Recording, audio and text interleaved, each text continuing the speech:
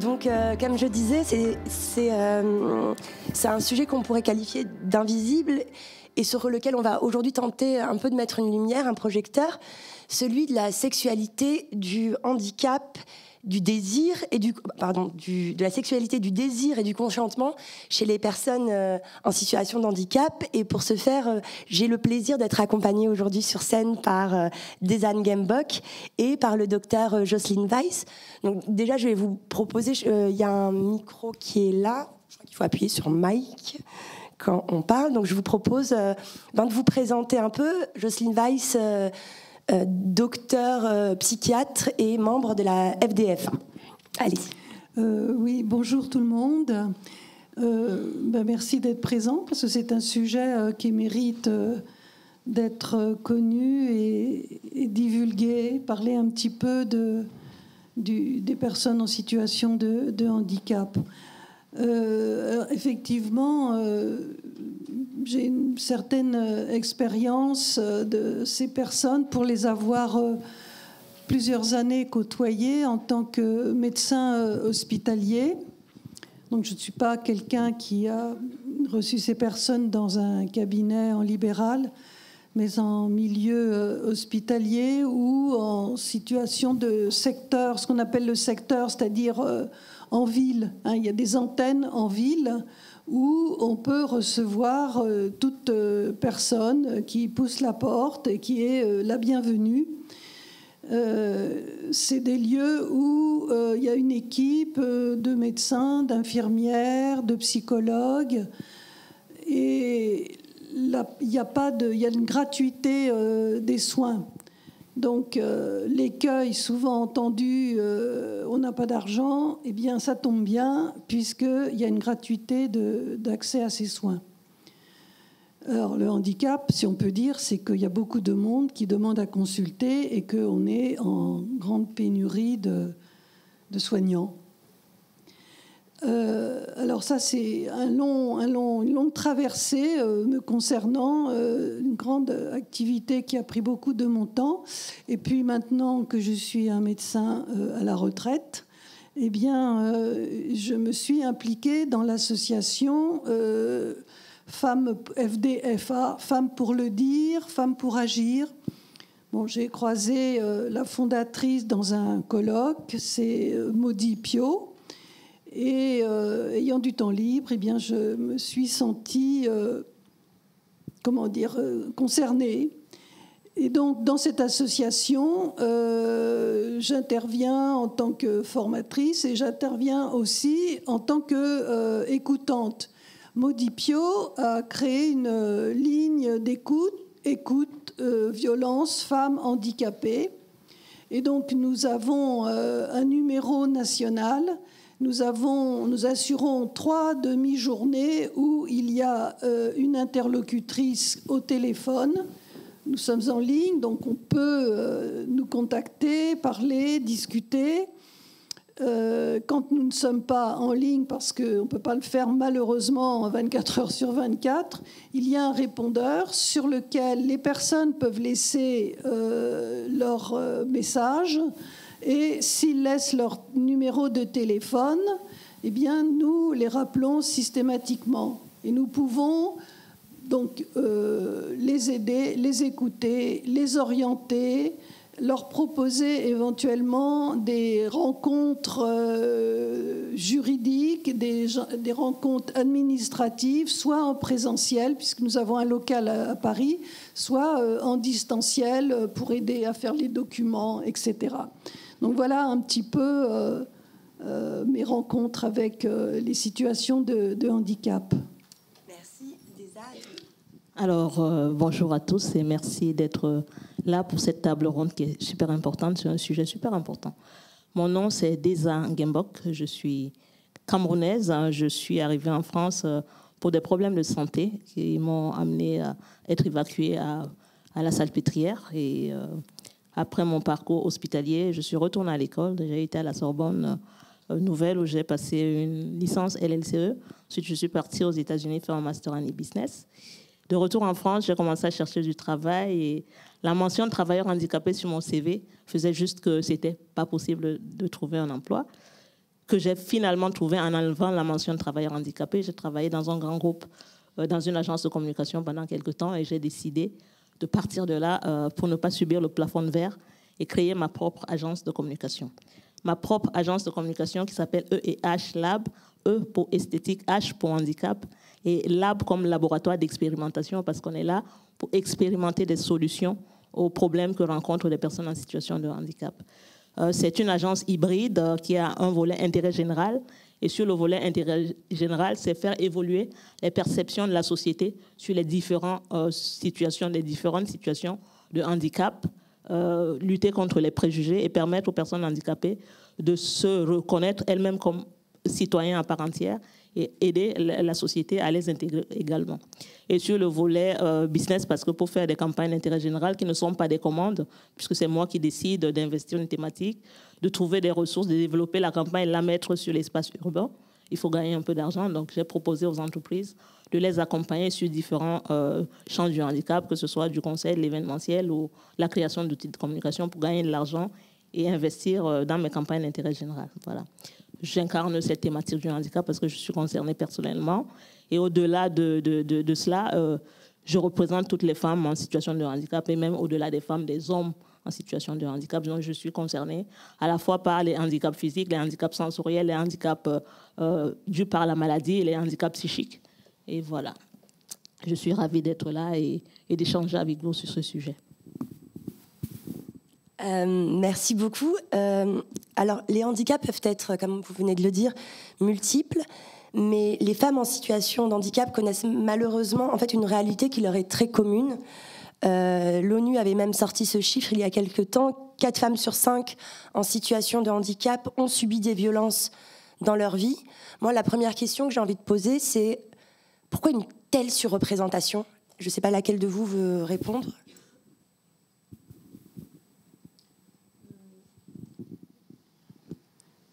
Oui.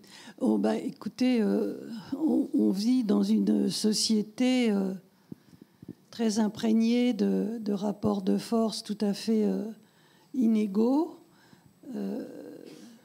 arbitraires, avec une dominance masculine qui s'est auto-octroyée un pouvoir. Et on réagit actuellement, la société occidentale réagit enfin d'une certaine manière pour remettre un petit peu d'égalité avec le mouvement #MeToo. Hein. Bon, ceci dit, voilà, c'est quand même une vie assez masculinisée, pourrait-on dire, qui demande que nous, les femmes et les hommes, veuillent bien rétablir un certain équilibre profitable à tout le monde. Mais pourquoi une telle surreprésentation chez les femmes en situation les femmes handicapées, là, c'est comme ça que Modipio a créé cette association et ce numéro spécifique aux femmes subissant des violences. Celles qui sont handicapées en subissent beaucoup plus, tout simplement parce que ce sont des proies faciles par rapport aux abuseurs, aux prédateurs. Ne pas voir arriver son agresseur, ne pas l'entendre arriver, ne pas pouvoir s'enfuir au plan moteur, tout simplement pour des choses basiques de la vie, font qu'elles se font cibler beaucoup plus que la moyenne d'autres femmes. Bon, ceci dit, j'ai aussi envie de dire que c'était aussi l'idée de Modipio. On est aussi tous handicapés de quelque chose. On est tous handicapés un jour de quelque chose. Le handicap peut être conçu aussi comme une banalité, entre guillemets, qui intervient dans la vie courante. Donc, il ne faut pas non plus penser qu'il n'y aurait que les handicapés susceptibles d'être agressés ou qu'on pourrait comme ça s'en défendre juste parce qu'on n'aurait pas encore, à un moment donné de sa vie, être en situation de handicap. Je crois que c'est une fonction beaucoup plus générale de civilisation, une vision de la civilisation et de vie dans lequel il faut penser que toute personne peut être un jour handicapée, et il y en a qui sont lourdement plus que les autres, et que nous devons tous essayer de vivre dans quelque chose de plus équitable. Je vais juste compléter ce propos en disant que les violences sont insidieuses et il faut un vrai travail pour prendre conscience qu'on est en train de vivre une situation de violence. Parce qu'on peut vivre quelquefois des violences sans savoir qu'on est dans une situation de violence. Donc il y a un travail de fond à faire, à la fois du côté des personnes en situation de handicap, pour qu'elles puissent reconnaître que là, c'est une situation de violence et que je peux réagir. Et comme ça, peut-être, ça peut aider à diminuer ce chiffre. Et puis du côté des personnes qui, peut-être, quelquefois, font des violences aux autres personnes sans être conscientes qu'elles sont en train de faire de la violence. Voilà. Parce que en fait, dans les femmes en situation d'handicap subissent les mêmes violences que les autres, donc les violences physiques, les violences psychologiques, les violences sexuelles, les violences économiques. Mais comme vous disiez, la vulnérabilité et la dépendance parfois induite par le handicap sont parfois des facteurs même amplificateurs et sont souvent même générateurs de violences spécifiques, une privation de soins, une privation de... En fait, est-ce que ce chiffre-là, cette vulnérabilité-là, et en fait, entraîne parce qu'à la FDFA, vous avez mené des enquêtes et vous étiez tombé sur ce chiffre récemment de 75% des femmes qui correspond complètement au chiffre de l'ONU. Vous aviez même dit dans une interview, c'est comme si la violence faisait partie du quotidien des femmes en situation de handicap. Oui, c'est ça. Il y a une espèce de... entre guillemets, banalisation, de plus apercevoir que des personnes qui vivent depuis très longtemps en situation de handicap subissent un univers de violence familiale, conjugale, voisinage, etc. Et que parfois, elles n'ont pas le sentiment de subir des violences, tant ça leur paraît être un fonctionnement quasi ordinaire. En particulier des gens qui ont été violentés dans l'enfance, ou qui ont des pathologies qui les ont rendues forcément dépendantes. Ces personnes ne se rendent pas compte, devenues adultes, trouver un compagnon, un mari, et qu'elles vivent dans une situation véritablement de violence insidieuse, installée, dont elles ne repèrent pas l'importance, parce qu'elles en sont aussi dépendantes. Je ne peux pas partir parce que je n'ai pas d'argent. Je ne peux pas partir, ça ne m'est même pas venu à l'esprit. Je ne peux pas exercer tel métier, aller à l'université ou des choses comme ça. Certaines n'y pensent même pas, comme si il y a une espèce de chape de plomb qui leur tombe dessus et qui les font vivre dans une violence non repérée, on pourrait dire. Et ça, c'est vraiment dommage. Et un jour, il y a quelque chose qui se produit comme un déclic, et c'est comme ça que, par exemple, elles ont pu téléphoner. Et la situation de la ligne que nous avons créée à FDFA et la situation pendant le confinement, j'ai envie de dire, a été pour certaines le déclic de s'apercevoir que c'était devenu complètement invivable. Et c'est vrai qu'à l'issue de ces mois de confinement, on a eu une recrudescence d'appels. Pendant le confinement, non, parce que tout le monde se tenait à carreau pour pas exciter localement les agresseurs, pourrait-on dire. Et après, voilà. Et là, on entend bien au téléphone, c'est un numéro de téléphone pour tout le monde, anonyme, donc on peut largement pouvoir exposer son propos, et on entend bien qu'il y a eu des prises de conscience de situations, en fait, qui étaient ordinairement insupportables, contraignantes. Merci. Déjà, tu veux ajouter quelque chose ou je peux... C'est bon. Nous sommes aux imaginaires du consentement, et de fait, nous sommes dans cette salle et dans la société, nous sommes tous majoritairement construits autour des mêmes images et des mêmes imaginaires. Mais quand on ne parle pas de vous, pas de votre situation, lorsque l'imaginaire, comme on le disait, est excluant, on peut avoir du mal à identifier les choses et à reconnaître les situations de violence. Et juste avant de vous laisser la parole sur ça, je voudrais vous montrer cette vidéo. Donc, Léa Goud est une metteur en scène. Elle aurait dû être des nôtres aujourd'hui, elle n'a pas pu, donc on a trouvé d'autres moyens. Et elle a écrit une pièce pour dénoncer les violences chez les femmes autistes. Et bon, je vous laisse regarder, ça va être plus simple. Bonjour, je suis Léa Goud. Bonjour à toutes et à tous, et je suis en vidéo, voilà. J'en suis désolée, j'aurais vraiment aimé être à vos côtés, j'aurais vraiment aimé honorer cette invitation qui m'a été faite. Et donc merci à Leïla Yaker pour cette invitation.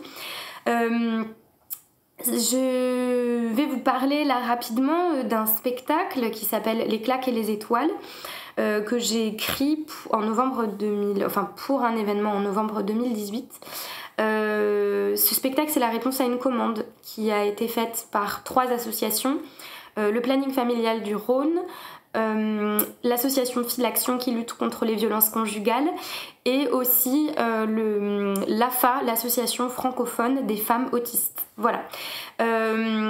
Déjà, c'est intéressant de voir que ces 3 associations qui voulaient faire un événement conjointement pour parler des violences sexuelles contre les femmes autistes n'ont pas trouvé de support préexistant, de pièces de théâtre, de films ou quoi que ce soit qui leur permettait de lancer le débat comme elles le voulaient. Donc c'est pour ça qu'elles ont fait appel au collectif de l'âtre qui m'a proposé, et moi j'ai accepté avec plaisir parce que j'avais très envie de faire des recherches sur ces questions. Moi-même par contre je ne suis pas autiste. Et du coup, j'ai eu besoin très vite, de collaborer vraiment très étroitement avec 2 personnes concernées, qui du coup à la fois en fait sont concernées par le sujet directement, mais qui aussi ont fait un travail documentaire, ont des connaissances solides sur la question. Donc ces 2 personnes, c'est Marie Rabaptel de l'association francophone des femmes autistes, et c'est aussi Decaius qui est artiste autiste. Voilà. Ça a été un travail on a beaucoup discuté, puis elles ont relu la pièce pour aussi la valider, pour pas que par mégarde je renforce des stéréotypes. Moi-même j'ai beau avoir fait beaucoup de recherches documentaires, j'avais besoin que ce soit en collaboration avec des personnes concernées. Le spectacle, il parle de 2 femmes qui sont elles-mêmes autistes et qui ont toutes les 2 vécu des violences sexuelles à des moments et dans des contextes très très différents. Et un des 2 personnages fait un travail journaliste, et fait un travail aussi documentaire sur ces questions, ce qui permet en fait de faire intervenir d'autres histoires dans cette histoire de rencontre entre 2 personnages. Je vais arrêter de parler, puis je vais lire un extrait. Voilà. Hélène me parle de ses recherches. Le travail qu'elle fait pour le site internet la met face à des réalités compliquées. Ça fait écho à d'autres témoignages qu'elle a reçus. Elle peut plus considérer ces violences comme des cas isolés. Elle me dit que 88% des femmes autistes ont été victimes de violences sexuelles. Dans l'enfance, dans leur couple, dans les instituts médico-sociaux. Et elle me parle des traumas que ces violences entraînent. Puis au fur et à mesure qu'Hélène déroule de fil, je me reconnais dans toutes les situations qu'elle décrit. Mais je sais pas bien démêler le vrai du faux, trouver le point de départ. Qu'est-ce que c'est mes traumas ? J'ai l'impression d'avoir été agressée toute ma vie dans mon quotidien. J'ai dû perpétuellement me forcer à faire des choses qui m'ont fait mal ou qui m'ont terriblement angoissée. Elle dit des mots comme empreinte indélébile du moment traumatique. Elle met des mots sur toutes mes peurs, sur toutes mes angoisses. Et moi, je fais des liens. Je repense à cet ami de mon grand frère quand il était au lycée. Alexandre. Je sens encore son parfum. Le mal de Jean-Paul Gaultier, très très à la mode dans les années 90. Dans le bus, dans la rue. Je pouvais à tout moment ressentir ce parfum à nouveau. Un jour, j'ai pris l'avion pour aller en Allemagne et lors d'une correspondance dans un duty-free, je me suis retrouvée à sentir des parfums pour m'occuper un peu comme ça dans tous les rayons, un peu au hasard.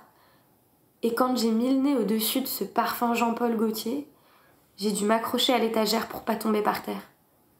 J'avais l'impression de me dissoudre et la seule chose que je ressentais, c'était la panique. J'étais terrifiée. Tout mon corps s'est crispé, je voyais devant moi sans comprendre ce que je voyais. Je me sentais comme glissée à l'intérieur de moi-même. C'était seulement de sentir ce foutu parfum qui m'avait mise dans cet état-là. Ça devient compliqué de nier que ce qu'il m'a infligé n'est pas normal. Sur le moment, je m'étais dit qu'il fallait pas en faire toute une histoire, que c'était sûrement de ma faute. De toute façon, tous les garçons touchaient les fesses des filles. On appelait ça passer des mains, c'était banal. Alexandre, lui, il est allé plus loin que passer des mains. Mais moi, je ne savais pas ce que je pouvais accepter ou refuser. Personne ne m'avait jamais expliqué ça. Et puis avec qui je pouvais en parler? Moi, j'avais soigneusement enfoui cette histoire dans un coin reculé de ma tête. Mais ça revient. Ça s'impose, ça déborde. Ces flashbacks, c'est pas tout à fait comme au cinéma. Ouais, ça prend tout l'écran, ça prend toute la place. Et c'est pas juste qu'on voit ou qu'on entend, c'est aussi la nausée, c'est la crispation. C'est une panique qui vous envahit là complètement, dans tout le corps. Et c'est difficile d'en sortir. Mais je mélange tout. Qu'est-ce qui vient de mon autisme? Qu'est-ce qui vient de mon trauma? C'est grâce à Hélène que j'ai compris que depuis mon diagnostic, on met tout sur le compte de mon autisme. Mon trauma, lui, il n'a pas été repéré. J'ai pas été accompagnée pour ça.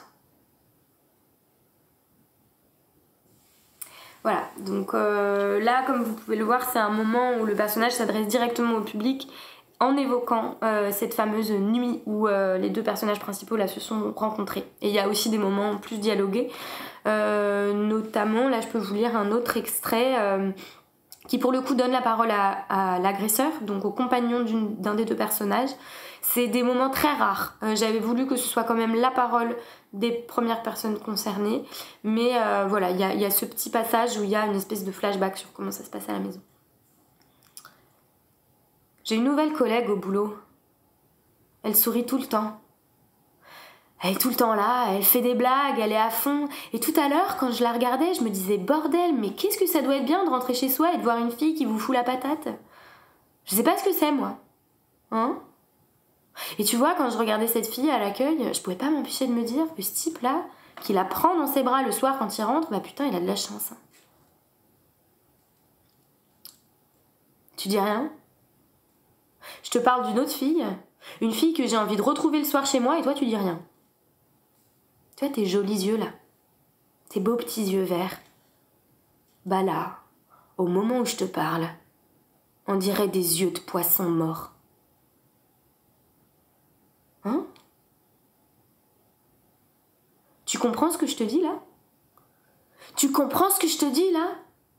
Sarah dit, arrête de crier s'il te plaît, arrête, tu me fais mal à la tête. Guillaume, le compagnon, reprend. Ah bah ouais, madame supporte pas les bruits forts. Mais qu'est-ce que tu supportes, hein?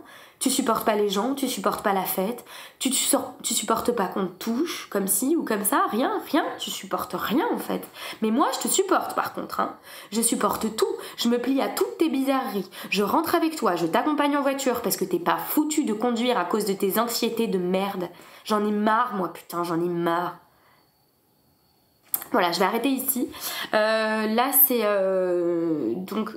une scène de violence conjugale.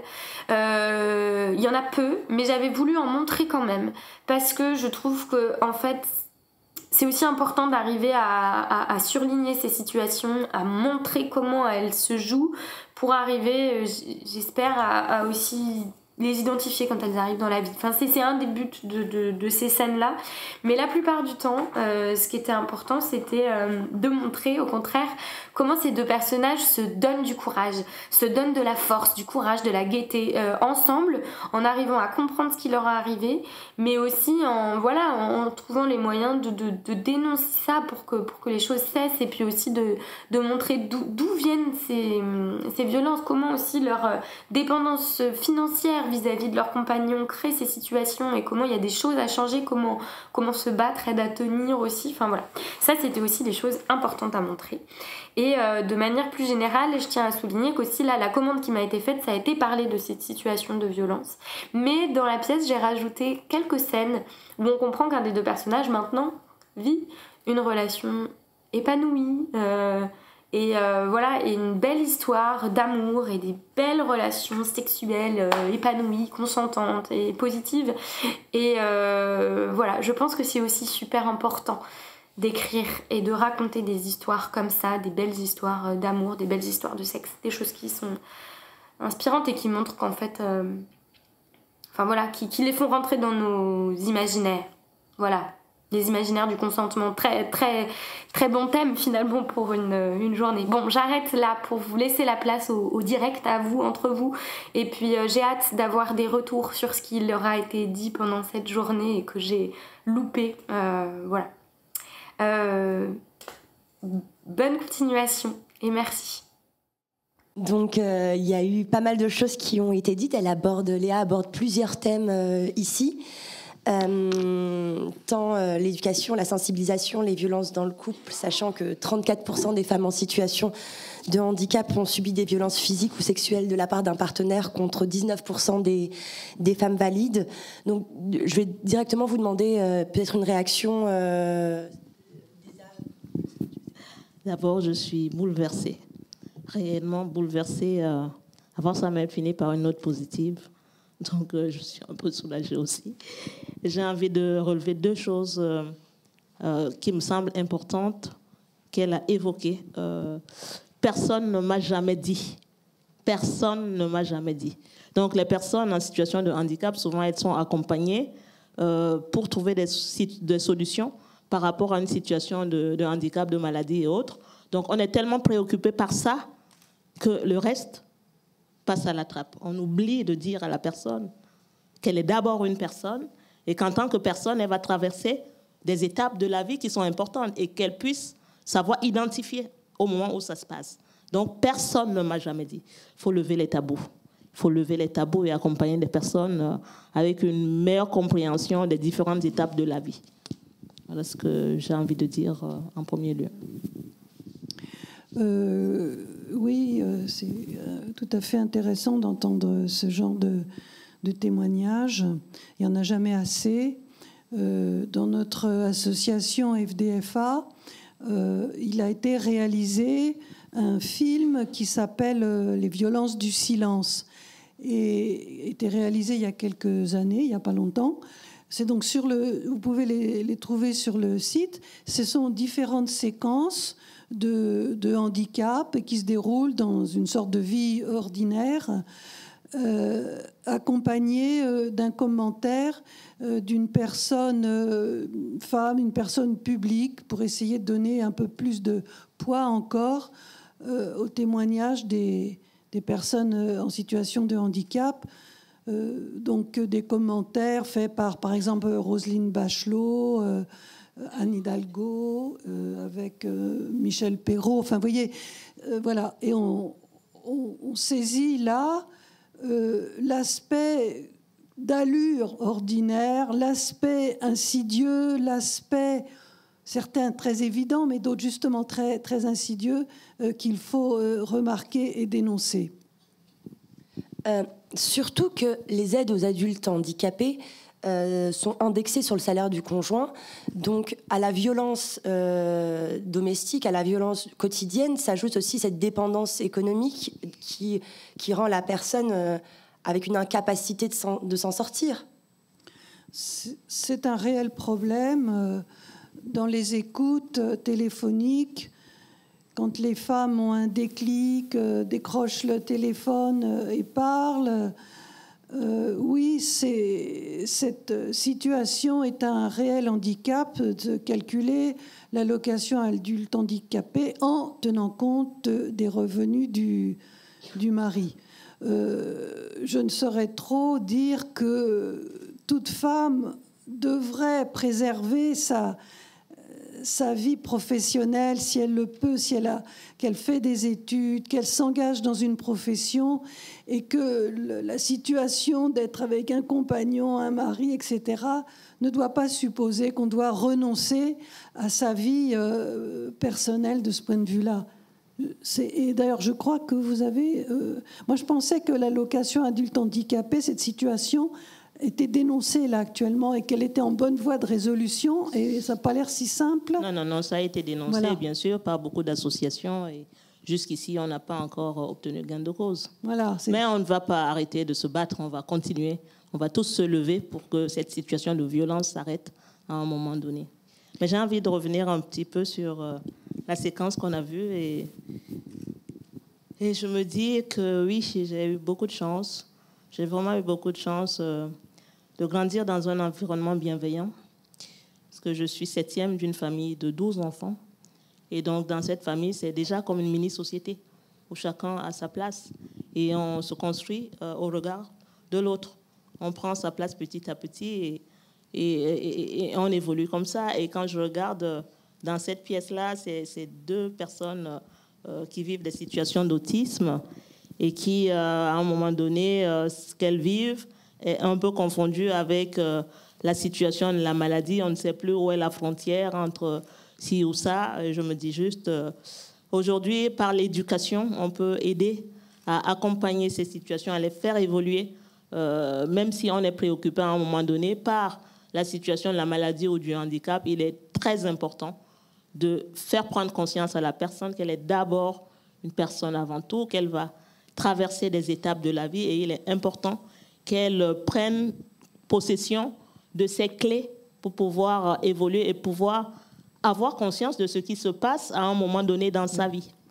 C'est vraiment très important. Sur le plan de l'éducation sexuelle, pour les personnes handicapées, je pense que c'est vraiment, on est au point zéro, que ce soit dans les institutions, que ce soit dans les familles. C'est des sujets qui restent très tabous. Et ça fait que les gens qui grandissent s'auto-excluent quelquefois elles-mêmes de cette vie de liberté, de consentement, de désir. Elles ne s'y inscrivent pas. Et les autres personnes qui ne sont pas concernées par le handicap ont aussi beaucoup de mal à voir en cette personne une citoyenne, une personne à part entière qui peut exprimer aussi son choix, qui peut... Moi, par exemple, j'ai eu des relations, évidemment, avec des personnes qui n'ont pas de handicap et qui, quelquefois, sont confondues un peu dans l'image qu'elles ont de la personne handicapée, et à un moment donné, qui ne comprennent pas, si je pose un choix, qui ne comprennent pas que je dise que ça, c'est la limite. Donc, il y a cette espèce d'ambiguïté dans les relations qu'il faut, à un moment donné, déconstruire par la parole, par la sensibilisation, par l'éducation. Absolument, absolument. Je reviens sur cette limite de consentement. Il est important d'accompagner par la parole, déjà du côté de la personne en situation de handicap, mais aussi du côté de l'autre personne, à exprimer les limites. C'est important de les poser. C'est important, le oui, c'est oui, le non, c'est non. Il n'y a pas d'ambiguïté. Je peux vous prendre un exemple parce que c'est très important de parler des exemples concrets. Quand une personne en situation de handicap est dans une relation, quelquefois, on va penser qu'elle est dans cette relation, elle est un peu, entre guillemets, elle est prise dans cette relation et elle n'a pas le choix de dire non à un moment donné, d'arrêter la relation. Donc, quand il m'est arrivé dans ma vie de dire non à certaines relations parce qu'elles ne correspondent pas à ma vision, elles ne correspondent pas à mes objectifs dans la vie, mais les gens sont juste surpris de dire mais comment elle fait pour dire non à une relation? Parce qu'elle est en situation de handicap, elle devrait pouvoir dire oui à tout, en fait. Mais non, absolument. Mais non, quand une relation elle ne correspond pas à mon objectif de vie, à ma vision, je ne peux juste pas la poursuivre. Je dis non, non, c'est non. Et les gens autour de moi, quelquefois, sont surprises, des amis qui me disent « Mais comment tu peux dire non à une relation ?» Je peux vivre ma vie même sans être dans une relation parce que la relation ne me concerne pas, enfin, elle ne correspond pas à ce que je me fais de la vie que j'ai envie de mener. Donc, je peux dire non. Je peux vivre ma vie toute seule parce que je connais ma valeur, je sais ce dont j'ai besoin et je sais comment je peux y arriver aussi, avec ou sans une personne. Jocelyne, vous voulez ajouter quelque chose? Oui, vous avez une grande force mentale et c'est admirable. Hein. Et pour avoir côtoyé beaucoup de personnes en situation de handicap, cette force, il faut l'avoir, mais il faut l'avoir en la développant, en l'affirmant, et c'est vraiment très difficile parfois. Et ça commence dès le jeune âge, hein, c'est-à-dire l'éducation doit donner maintenant priorité à un rôle de plus grande équité entre les petits garçons, les petites filles, etc., etc. Enfin, on connaît, mais c'est vraiment après, quand on devient grand adolescent, adulte, une clé importante de savoir affirmer ce qu'on veut et la limite aussi. Et ça, quand les personnes sont atteintes d'un handicap psychique, ça c'est un peu encore plus particulier, ça peut être très difficile. Bon, si vous souhaitez, on peut développer un petit peu, en dire un mot, mais c'est parfois très difficile. Si vous voulez dire un mot là-dessus, ou peut-être plus tard dans les questions. Voilà. Oui, ouais.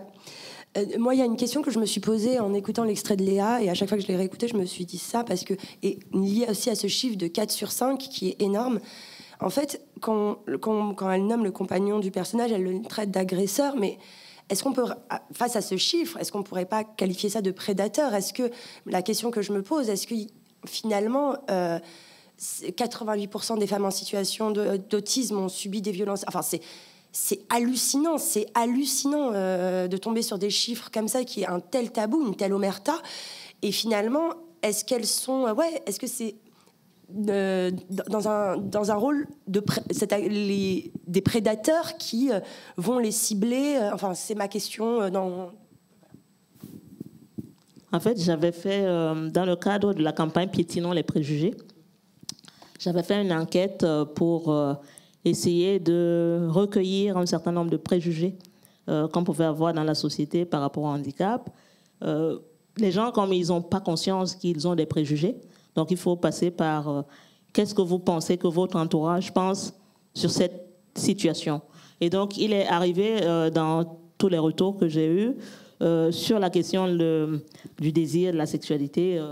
Il y avait un préjugé qui disait que les conjoints de personnes handicapées sont soit des saints, soit des pervers.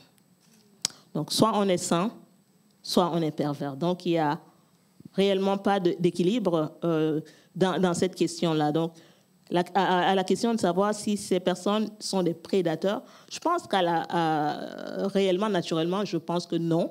Mais dans la relation, il arrive qu'on prenne le dessus sur l'autre et la situation bascule à un moment donné. Et je l'entends dans cet extrait-là, où il dit à la fille, oui, mais moi, je supporte tout. Donc, à un moment donné, ça bascule. Je ne pense pas qu'au départ, peut-être qu'il y a des prédateurs, je ne nie pas cette situation, mais à un moment donné, la relation peut basculer. Peut-être parce que l'autre personne aussi est dans une situation de faiblesse, et peut-être qu'elle se laisse déborder, et une fois que c'est parti, c'est difficile de rattraper les choses. Si la personne elle-même, des fois, elle n'a pas conscience qu'elle est dans une situation de violence vis-à-vis de son conjoint. Oui, ça c'est vraiment une situation, c'est difficile à dire.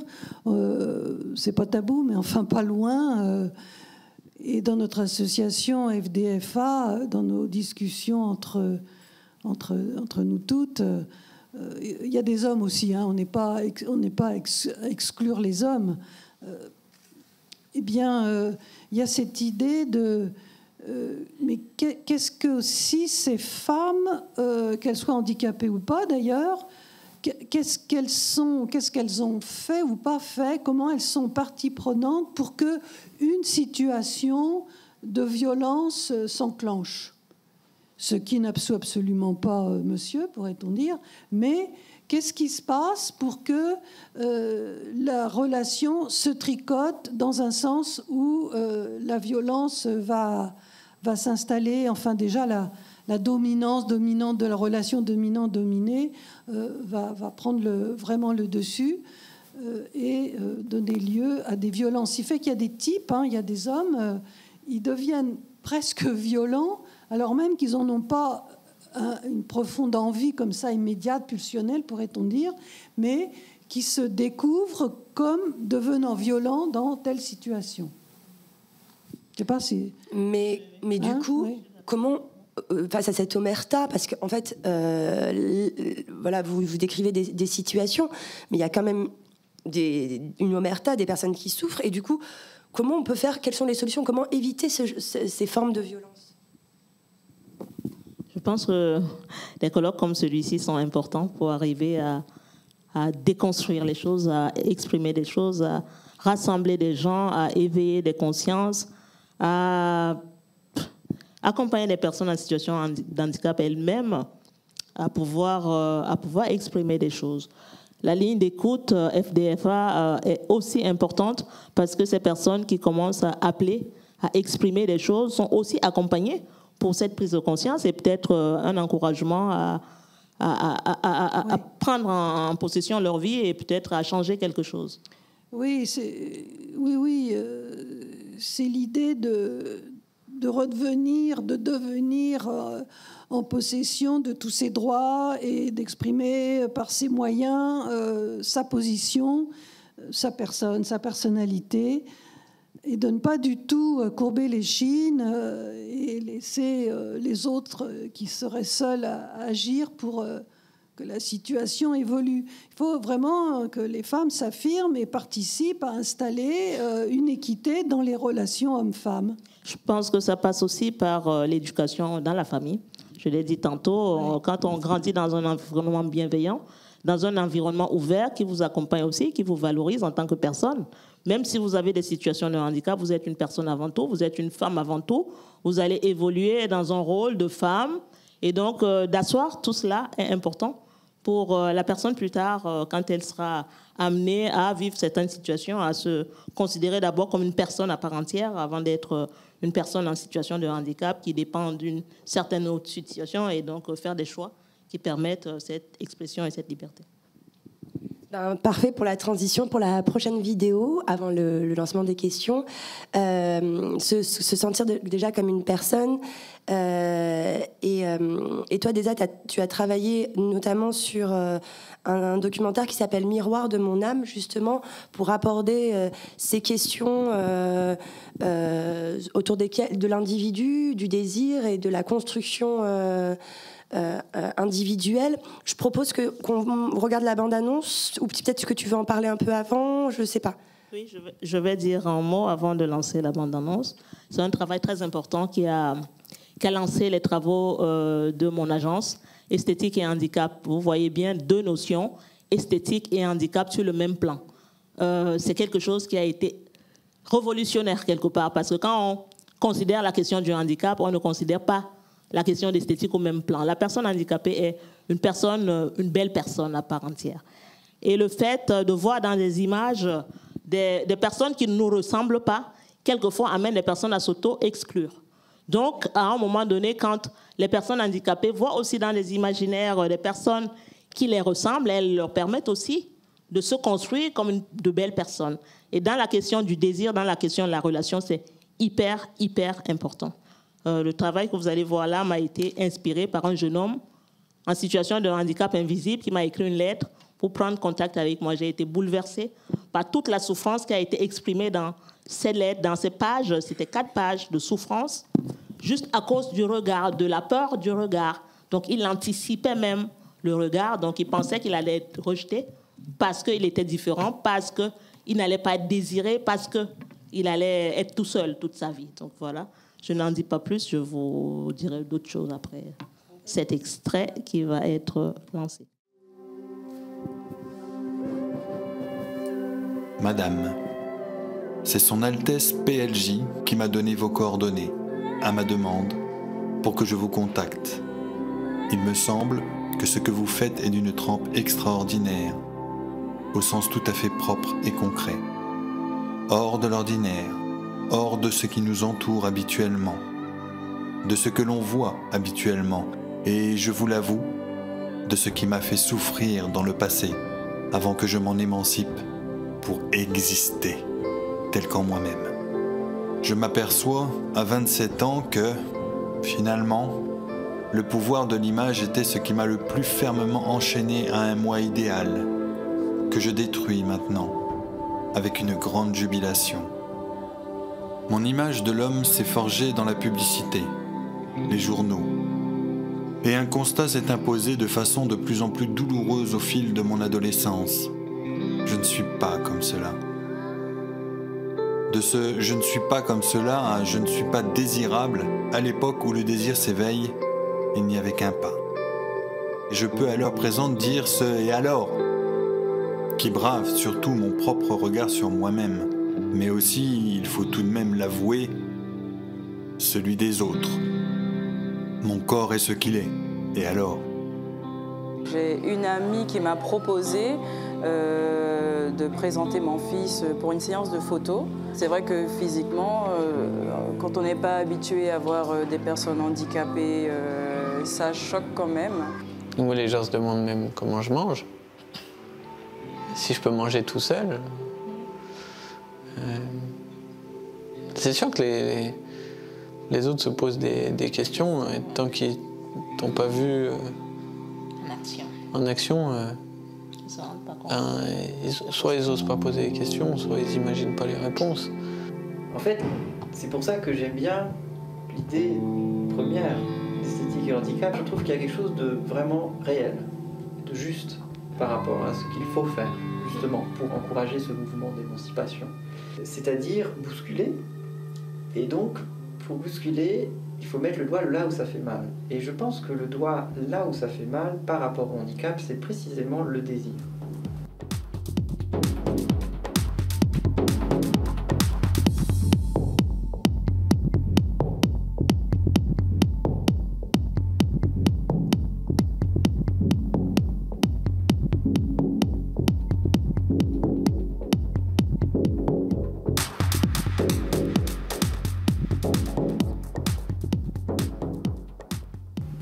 Autrement dit, comment une personne handicapée peut se penser comme être désirable, comment des personnes peuvent porter sur elle un regard qui est celui du désir, et comment ce désir va pouvoir s'exprimer, y compris dans l'acte sexuel. Ça c'est un gros tabou.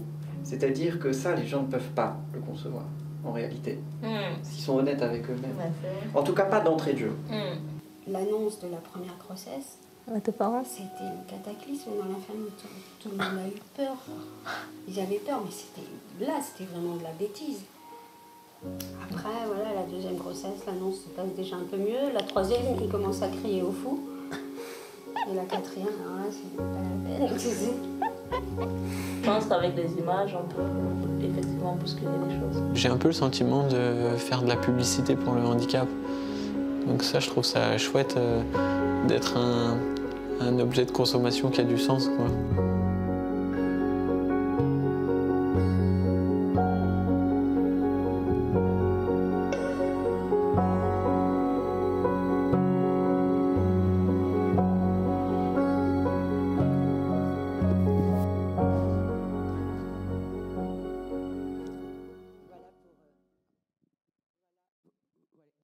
On peut les applaudir, je pense. Merci beaucoup. Merci à vous.